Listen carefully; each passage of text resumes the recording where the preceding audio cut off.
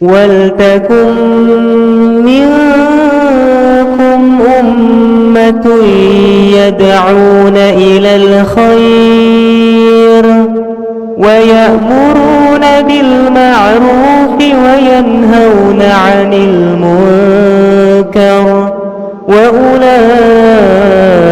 هم المفلحون.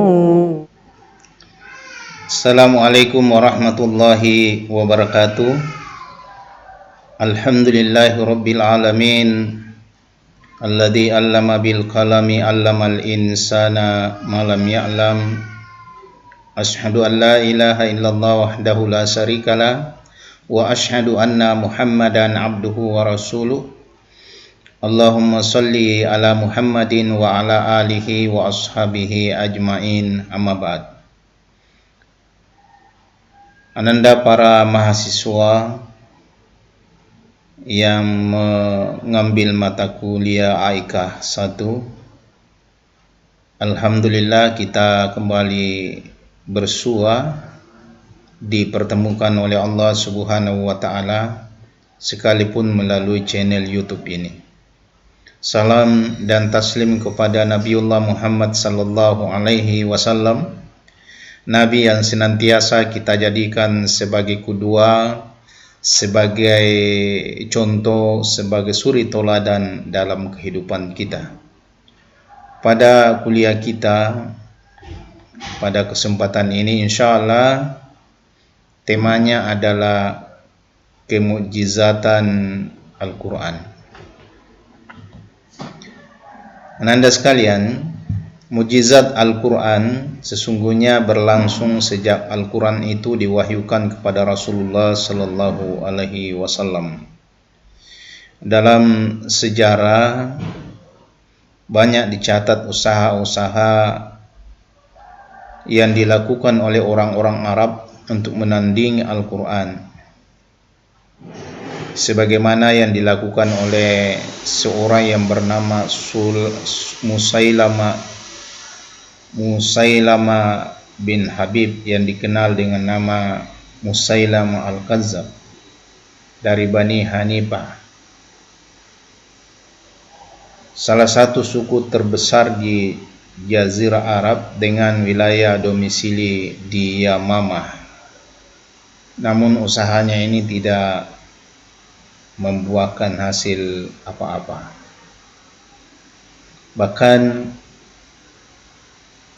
Al-Quran menantang orang-orang yang ingin membuat sepotong ayat yang semisal dengan Al-Quran. Kata Allah Subhanahu wa taala di surah Al-Baqarah, wa in kuntum fi raibin mimma nazzalna ala abdina fa'tu bi suratin min misli wad'u syuhada'akum min dunillahi in kuntum shadiqin. Apabila kamu ragu terhadap Al-Quran yang diturunkan kepada Rasulullah SAW, maka kata Allah, buatlah yang semisal dengan Al-Quran sekalipun hanya sepotong ayat, dan panggil semua orang-orang hebatmu, ya, orang-orang yang pintar itu. Tetapi apabila kamu tidak mampu membuatnya, wa in taf'alu, dan pasti kamu, kata Allah, tidak akan mampu membuatnya, fattaqun nar allati waquduhan nas wal hijarah uiddat lil kafirin, maka takutlah kepada api neraka yang bahan bakarnya adalah manusia sendiri dan batu. Ananda sekalian, mukjizat Al-Quran adalah suatu hal atau peristiwa luar biasa pada Al-Quran yang terjadi melalui Nabiullah Muhammad SAW sebagai bukti kenabiannya, yang ditantangkan kepada orang-orang yang ragu itu mendatangkan hal yang serupa, ya, namun mereka tidak mampu melayani tantangan tersebut. Adapun ilmu yang mempelajari kemukjizatan Al-Quran itu dinamai ilmu i'jazil Quran. Para ulama kita itu berbeda pendapat tentang aspek-aspek yang dikaji i'jazil Quran. Namun kita bisa menyimpulkan bahwa i'jazil Quran itu meliputi aspek kebahasaan, ya, bahasanya yang begitu indah, ya, yang tidak ada yang bisa menyamai, ya, sekalipun orang-orang ahli Arab itu, ya, ahli syair, tapi dia tidak mampu menyamai aspek keindahan kebahasaan Al-Quran itu. Yang kedua, aspek berita-berita gaib. Banyak berita-berita yang telah terjadi pada masa-masa lampau yang orang sama sekali tidak tahu, itu Al-Quran memberitahu. Begitu pula berita-berita gaib yang akan terjadi pada masa-masa yang akan datang. Ya, seperti misalnya, ya, akan terjadi perang kedua antara Romawi dan Persia yang akan dimenangkan oleh orang-orang Persia, ya, orang-orang Romawi. Jadi ada banyak berita-berita gaib. Begitu pula misalnya peristiwa-peristiwa yang terjadi di lain tempat yang Nabi sendiri tidak ada di lokasi itu, tapi Allah Subhanahu wa taala yang memberikan, ya, wahyu kepadanya berupa berita-berita itu dan beliau mengetahui. Kemudian selanjutnya ada aspek hukumnya. Jadi kemujizatan Al-Quran itu dari segi aspek hukum atau syariat. Kemudian di samping itu kemujizatan Al-Quran dalam aspek ilmu pengetahuan. Ulama yang memulai mengkaji ini adalah, ya, bernama Al-Jahiz, ya, yang wafat tahun 225 Hijriah. Dalam bukunya Nazm Al-Quran, dan Abu Abdillah Muhammad bin Yazid Al-Wasiti yang wafat tahun 306 Hijriah. Dalam bukunya I'jaz As-Sirfah yang mengatakan bahwa kemukjizatan Al-Quran itu pada faktor di luar Al-Quran, yaitu keikutsertaan Allah dalam melindungi keotentikannya dan purifikasi Al-Quran. Menurut konsep ini, sejatinya orang Arab mampu menandingi Al-Quran, tetapi Allah Subhanahu wa taala memalingkan kemampuan itu sehingga mereka tidak bisa menandinginya. Konsep ini, ya, banyak ditentang oleh ulama lainnya, antara lain Al-Khattabi yang berpendapat bahwa mukjizat Al-Quran itu terletak pada Al-Qurannya itu sendiri, baik dari gaya bahasanya maupun isi kandungannya, ya. Oleh karena itu, ya, tentu ini adalah dua pendapat yang menarik untuk kita lihat, ya, yang akan melahirkan sebuah ilmu pengetahuan. Aspek kemujizatan Al-Quran lainnya yang sekarang banyak dibicarakan adalah dalam aspek ilmu pengetahuan. Al-Quran tentu adalah kitab yang mengandung kebenaran dalam berbagai ilmu, khususnya sains, yang pada saat diturunkannya ilmu-ilmu tersebut, ya, belum ditemukan, sehingga pada waktu itu masih berada di luar kemampuan manusia untuk mengungkapnya. Nah, pada masa sekarang ini, ya, dengan banyak hasil penelitian yang sesuai dengan isyarat-isyarat Al-Quran menunjukkan, ya, bahwa ternyata memang, ya, Al-Quran itu adalah suatu kemukjizatan, ya, karena isyarat-isyarat tersebut bersifat global. Kajian tentang kemujizatan Al-Quran dalam bidang ilmu pengetahuan bukan dalam kerangka menjustifikasi hasil penelitian ilmiah, ya, dengan ayat-ayat Al-Quran, juga tidak untuk memaksakan penafsiran Al-Quran hingga seolah-olah bersesuaian dengan temuan ilmiah. Kajian ini tentu berangkat dari kesadaran bahwa Al-Quran bersifat mutlak Sedangkan penafsirannya baik dalam perspektif tafsir maupun perspektif ilmu pengetahuan bersifat relatif. Nah, akhir-akhir ini banyak diberitakan ya penemuan-penemuan ilmiah yang relevansinya dengan mukjizat Al-Qur'an ya, antara lain ya misalnya kelompok peneliti Jepang ya yang meneliti bahan zat metalonids ya, zat protein yang dikeluarkan oleh otak manusia dan hewan dengan porsi yang sedikit mengandung bahan belerang.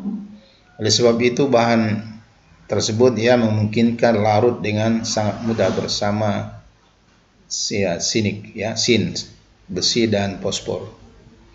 Zat metohids ini sangat penting ya bagi tubuh manusia dan dapat mengurangi kolesterol. Selain itu zat ini juga berguna untuk menguatkan jantung dan memperkuat sistem pernapasan.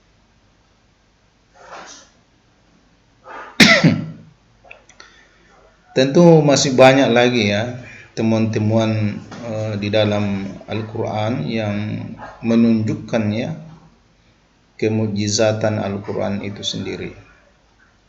Nah, oleh karena itu tentu ini adalah sebuah yang sangat hebat ya yang datang dari Allah Subhanahu wa taala sebagai bukti bahwa Al-Quran itu ya bukan buatan Rasulullah sallallahu alaihi wasallam, tapi itu adalah merupakan wahyu yang diturunkan oleh Allah dari Allah yang maha berpengetahuan, maha mengetahui segala-galanya. Di samping itu ya ada tim ilmuwan Jepang ya mencari zat ajaib yang memiliki efek terbesar dalam menghilangkan gejala penuaan. Mereka menemukannya hanya pada 2 jenis tanaman, yaitu di buatin dan zaitun. Dan ini tentu sudah disebutkan oleh Allah Subhanahu wa taala sejak berabad-abad yang lalu.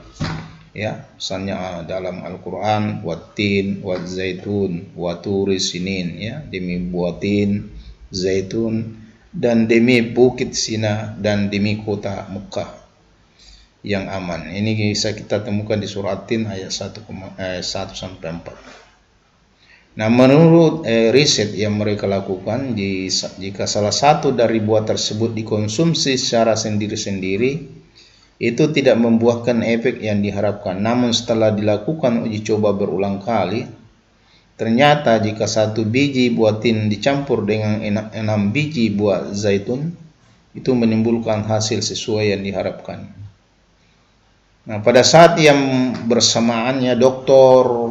Toha Ibrahim Khalifah, sarjana berkebangsaan Saudi, juga meneliti tentang penggunaan ya kata tin dan zaitun dalam Al-Quran. Ia menemukan kata tin disebutkan sebanyak 1 kali dan kata zaitun secara tegas ya sebanyak 6 kali dan 1 kali secara implisit. Lantas ia mengirimkan sebuah informasi dari Al-Quran tersebut kepada para peneliti Jepang. Mereka menyatakan keislamannya setelah hasil penelitian itu. Samping itu ada lagi dari ilmuwan Jepang ya, Toshiko Isuzu ya. Ia dilahirkan dan dibesarkan dalam suasana agama Zen yang sangat kental. Ayahnya seorang pemimpin agama Zen yang sangat militan dan ketat dalam mendidik dan menanamkan penghayatan terhadap agama Zen. Doktor ini ya telah meneliti Al-Quran dengan metode semantik. Semantik kebahasaan adalah kajian tentang makna yang digunakan untuk memahami ekspresi manusia melalui bahasa. Menurutnya, semantik bukanlah analisis sederhana terhadap struktur bentuk kata maupun kajian terhadap makna asli yang melekat ya pada bentuk kata tersebut. Analisis etimologis, tetapi lebih penting lagi sebagai kajian analitik terhadap istilah-istilah kunci suatu bahasa dengan suatu pandangan yang akhirnya sampai pada pengertian konseptual atau pandangan ya dunia masyarakat yang menggunakan bahasa tersebut. Melalui kajian semantik yang dikembangkannya banyak diksi atau kosakata dalam Al-Quran yang menjadi terang benderang pemahamannya banyak sekali mahasiswa dan para peneliti yang menggunakan metode semantik ya atau psikoisusu dalam penelitiannya, sehingga menghasilkan ratusan atau mungkin ribuan karya ilmiah mulai skripsi, tesis, disertasi dan karya ilmiah lainnya. Ia sendiri ya berhasil menulis beberapa buku tentang kajian semantik Al-Quran. Ya, antara lain ya Reading the Quran, God and Man in the Quran, Semantic of the Quranic ya, Well and Sound, dan The Structure of Ethical Terms in the Quran. Dan terakhir ya, A Study in Semantic. Jadi rupanya Al-Quran itu dari segi apapun dikaji itu rupanya ya, dari segi aspek itu ada aspek-aspek ilmiah yang bisa kita temukan di dalamnya, sehingga betul-betul Al-Quran itu adalah merupakan mukjizat ya yang tidak bisa tertandingi oleh buku apapun yang ada di atas muka bumi ini. Oleh karena itu, ananda sekalian, tentu kita sebagai seorang muslim seharusnya bersyukur kepada Allah Subhanahu wa taala ya, dengan senantiasa banyak membaca Al-Quran untuk mengungkap ya isi kandungan dalam Al-Quran ya, agar kita semakin yakin ya tentang kebenaran dan kemukjizatan Al-Quran dari banyak segi ya, sehingga insyaallah melalui kajian-kajian kita itu akan membuat kita semakin takjub ya akan kebesaran Allah Subhanahu wa taala ya, yang telah menurunkan Al-Quran, kitab yang tidak ada tandingannya dan tidak ada keraguannya di dalamnya. La raiba fihi hudal lil muttaqin. Semoga ananda sekalian kita semakin mendekatkan diri ya kepada Allah Subhanahu wa taala melalui bacaan-bacaan Al-Quran yang kita baca setiap saat, sehingga insyaallah ya kita semakin menjadi seorang muslim yang kapa ya, semakin baik, dan akhirnya insyaallah kita bisa menjadikan Al-Quran ini sebagai pedoman hidup kita, dan insyaallah di akhir kehidupan kita ketika Al-Quran kita jadikan sebagai pedoman hidup, maka kita akan selamat. Dalam sebuah hadis diungkap, man ja'alal Qur'ana amamahu qadahu ilal jannah wa man za'ala zaharihi sakahu ilan nar. Siapa yang menjadikan Al-Quran sebagai imamnya, pedomannya dalam kehidupan ini, maka dia akan tertuntun masuk surga. Dan siapa yang meninggalkan Al-Quran, alias dia tidak mau membaca, tidak mau memahami ya, tidak mau mengamalkan Al-Quran, maka Al-Quran lah yang akan mendorong dia masuk ke dalam neraka. Nah, inilah sekalian penegasan ya hadis bahwa kita harus menjadikan Al-Quran itu sebagai pedoman hidup kita, sehingga kita bisa selamat di dunia dan di akhirat. Nah, Rasulullah juga sudah pernah berpesan, kutinggalkan kepadamu dua perkara, taraktu fikum amraini ma in tamassaktum bihima lan tadillu abada, kitabullah wa sunnata rasul.